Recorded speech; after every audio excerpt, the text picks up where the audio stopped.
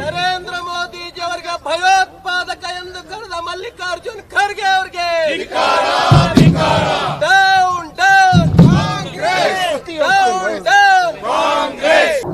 ಎಐಸಿಸಿಯ ಅಧ್ಯಕ್ಷರು ಆಗಿರ್ತಕ್ಕಂಥ ಮಲ್ಲಿಕಾರ್ಜುನ್ ಖರ್ಗೆ ಅವರು ಕರೆದಿರ್ತಕ್ಕಂಥದ್ದು ಇದೊಂದು ಹೇಯ ಕೃತ್ಯ. ಇದು ಯಾವುದೇ ಪ್ರಧಾನಮಂತ್ರಿಯವರನ್ನ ಇಂದಿನವರೆಗೆ ವಿರೋಧ ಪಕ್ಷವಾಗಲಿ ಬೇರೆ ಯಾರೇ ಆಗಲಿ ಇಷ್ಟೊಂದು ಕೆಟ್ಟ ಪದಗಳ ಬಳಕೆ ಮಾಡಿರ್ತಕ್ಕಂಥದ್ದು ಪ್ರಥಮ.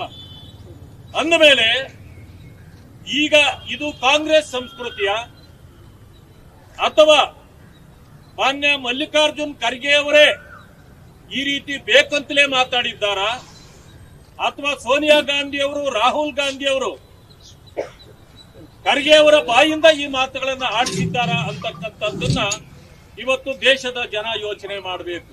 ಈ ರೀತಿ ಕೆಟ್ಟ ಪದಗಳನ್ನ ಬಳಕೆ ಮಾಡಿ ರಾಜಕೀಯದ ಕೆಲಸ ಮಾಡ್ತಕ್ಕಂಥ ಪ್ರತಿಯೊಬ್ಬರ ಗೌರವವನ್ನ ನೀವು ಇವತ್ತು ಕಳೆದಿದ್ದೀರಿ. ಆದ್ರಿಂದ ಇಡೀ ದೇಶದಲ್ಲಿ ನಿಮಗೆ ಚೀಮಾರಿ ಆಗ್ತಕ್ಕಂಥ ಕೆಲಸವನ್ನ ಇವತ್ತು ಜನ ಮಾಡ್ತಿದ್ದಾರೆ. ಆದ್ರಿಂದ ತಕ್ಷಣ ದೇಶದ ಕ್ಷಮೆ ಕೇಳಬೇಕು ಅಂತೇಳಿ ನಾನು ಆಗ್ರಹ ಪಡಿಸ್ತೇನೆ. ನಮಸ್ಕಾರ. ಸಂಸ್ಕೃತಿಹೀನ ಕಾಂಗ್ರೆಸ್ ಪಕ್ಷಕ್ಕೆ ಇವತ್ತು ಕಾಂಗ್ರೆಸ್ ಪಾರ್ಟಿ ಯಾರ ಪರವಾಗಿದೆ? ಕರ್ನಾಟಕದಲ್ಲಿ ಮಂಗಳೂರಲ್ಲಿ ಕುಕ್ಕರ್ ಬ್ಲಾಸ್ಟ್ ಮಾಡಕ್ಕೆ ಹೊರಟಿದ್ರು, ನೂರಾರು ಜನ ಹಿಂದೂಗಳನ್ನ ಕೊಲ್ಲಕ್ಕೆ ಹೊರಟಿದ್ರು. ಅವರನ್ನ ನೀವೇನು ಹೇಳಿದ್ರಿ? ನಮ್ಮ ಬ್ರದರ್ಸ್ ಅಂತ ಹೇಳಿದ್ರಿ. ಇದೇ ವಿಧಾನಸೌಧದಲ್ಲಿ ಖರ್ಗೆ ಅವರ ರೈಟ್ ಹ್ಯಾಂಡ್ ರಾಜ್ಯಸಭಾ ಸದಸ್ಯ ಪಾಕಿಸ್ತಾನ ಜಿಂದಾಬಾದ್ ಅಂದ್ರಿ. ನಿಮ್ ಬಾಯಲ್ಲಿ ಒಂದು ನುಡಿ ಮುತ್ತು ಬಂತ. ಇದು ದ್ರೋಹ, ರಾಜ್ಯದ ದೇಶದ ಜನತೆಗೆ ದ್ರೋಹ ಬಾಗದಂತ ಹೇಳಿಕೆ ಕೂಡಲೇ ದೇಶದ ಮುಂದೆ ಕ್ಷಮಾಪಣೆ ಕೇಳಬೇಕು ಅನ್ನೋ ಆಗ್ರಹವನ್ನ ಮಾಡ್ತಾ ಇದ್ದೀನಿ. ಮನೆ ಬಂದಂತೆ ಮಾತನಾಡುವ ಮಲ್ಲಿಕಾರ್ಜುನ್ ಖರ್ಗೆ ಅವರಿಗೆ, ಮನೆ ಬಂದಂತೆ ದೇಶದ್ರೋಹಿತನವನ್ನ ಮಾಡುತ್ತಿರುವ ಮಲ್ಲಿಕಾರ್ಜುನ್ ಖರ್ಗೆ ಅವರಿಗೆ. ಮಲ್ಲಿಕಾರ್ಜುನ ಖರ್ಗೆ ಅವರು ದೇಶದಲ್ಲಿ ಕಾಂಗ್ರೆಸ್ ಪಕ್ಷದ ಅಧ್ಯಕ್ಷರ ಆದ ಮೇಲೆ ತಮ್ಮ ಮಾನಸಿಕ ಸ್ಥೀಮಿತವನ್ನ ಕಳ್ಕೊಂಡಿದ್ದಾರೆ. ಅವ್ರದ್ದು ಒಂದೇ ಗುರಿ ಇರುವಂತದ್ದು, ರಾಹುಲ್ ಗಾಂಧಿಗೆ ತೃಪ್ತಿಪಡಿಸಬೇಕು, ತಾನು ಅಧ್ಯಕ್ಷನಾಗಿ ಮುಂದುವರಿಬೇಕು, ತನ್ನ ಮಗನು ರಾಜಕಾರಣದಲ್ಲಿ ದೊಡ್ಡ ಜಾಗಕ್ಕೆ ಏರ್ಬೇಕು. ಇದು ಎರಡನೇ ಗುರಿ ಅವ್ರದ್ದು. ಅವ್ರದ್ದು ಉದ್ದೇಶ ಒಂದೇ, ಭಾರತ ವಿರೋಧಿ. ಕೇವಲ ನರೇಂದ್ರ ಮೋದಿ ಅವರನ್ನ ದೂಷಣೆ ಮಾಡೋದ್ರಿಂದ, ಟೆರರಿಸ್ಟ್ ಅನ್ನೋದ್ರಿಂದ ಭಾರತದಲ್ಲೇ ಈ ಒಂದು ಹೇಳಿಕೆ ಉಳಿಯಲ್ಲ. ಈ ಹೇಳಿಕೆ ವಿದೇಶದಲ್ಲಿ ಕೂಡ ಪ್ರಚಾರ ಆಗುತ್ತೆ. ಅವರು ಕಾಂಗ್ರೆಸ್ ಪಕ್ಷದ ಹಿರಿಯ ನಾಯಕರು ಕೊಟ್ಟಂತ ಹೇಳಿಕೆಯನ್ನ ನಮಗಿಂತ ಹೆಚ್ಚಾಗಿ ಪಾಕಿಸ್ತಾನದಲ್ಲಿ ತೋರಿಸ್ತಾರೆ, ನಮಗಿಂತ ಹೆಚ್ಚಾಗಿ ಬೇರೆ ದೇಶದಲ್ಲಿ ಅಫ್ಘಾನಿಸ್ತಾನದಲ್ಲಿ ತೋರಿಸ್ತಾರೆ.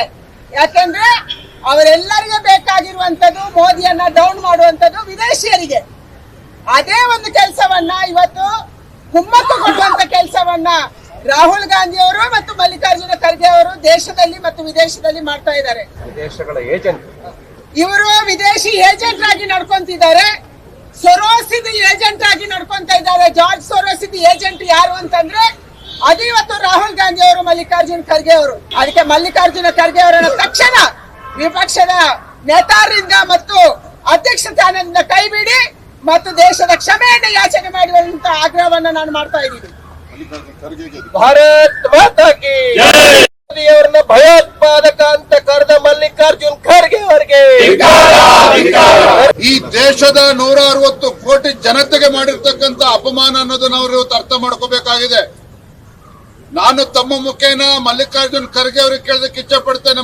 ಮಲ್ಲಿಕಾರ್ಜುನ್ ಖರ್ಗೆ ಅವರೇ, ಇದು ಸೋನಿಯಾ ಗಾಂಧಿ, ರಾಹುಲ್ ಗಾಂಧಿ ಅವರು ಹೇಳ್ತಿರ್ತಕ್ಕಂಥದ್ದು ನಿಮ್ಮ ಬಾಯಿಂದ.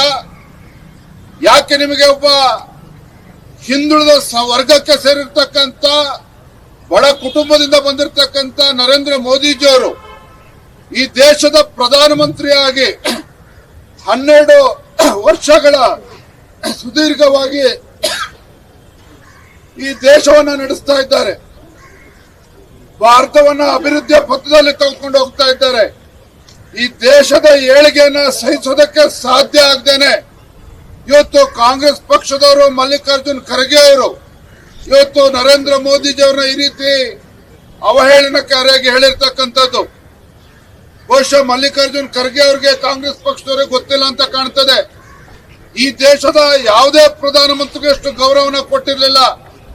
ಜಗತ್ತಿನ 25ಕ್ಕೂ ಹೆಚ್ಚು ರಾಷ್ಟ್ರಗಳು ಆ ದೇಶದ ಅತ್ಯುನ್ನತ ಗೌರವವನ್ನ, ಹೈಯೆಸ್ಟ್ ಸಿವಿಲಿಯನ್ ಅವಾರ್ಡ್ಸ್ ಅನ್ನ ನಮ್ಮ ಹೆಮ್ಮೆಯ ಪ್ರಧಾನಮಂತ್ರಿ ನರೇಂದ್ರ ಮೋದಿಜಿಯವರು ಕೊಟ್ಟಿದ್ದಾರೆ ಅಂತ ಹೇಳಿದ್ರೆ, ನರೇಂದ್ರ ಮೋದಿಜಿಯವರು ಯಾವ ರೀತಿ ಈ ಭಾರತವನ್ನ ಅಭಿವೃದ್ಧಿಯ ಪಥದಲ್ಲಿ ತೆಗೆದುಕೊಂಡು ಹೋಗ್ತಾ ಇದ್ದಾರೆ ಅನ್ನೋದನ್ನ ಅವರು ಅರ್ಥ ಮಾಡ್ಕೋಬೇಕಾಗಿದೆ.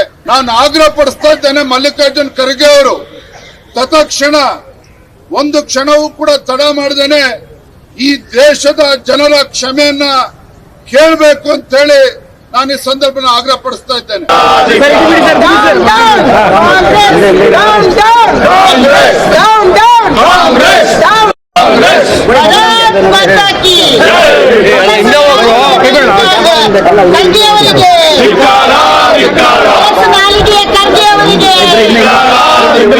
ನರೇಂದ್ರ ಮೋದಿ ಅವರನ್ನು ಭಯೋತ್ಪಾದಕ ಎಂದು ಕರೆದ ಮಲ್ಲಿಕಾರ್ಜುನ್ ಖರ್ಗೆ ಅವರಿಗೆ,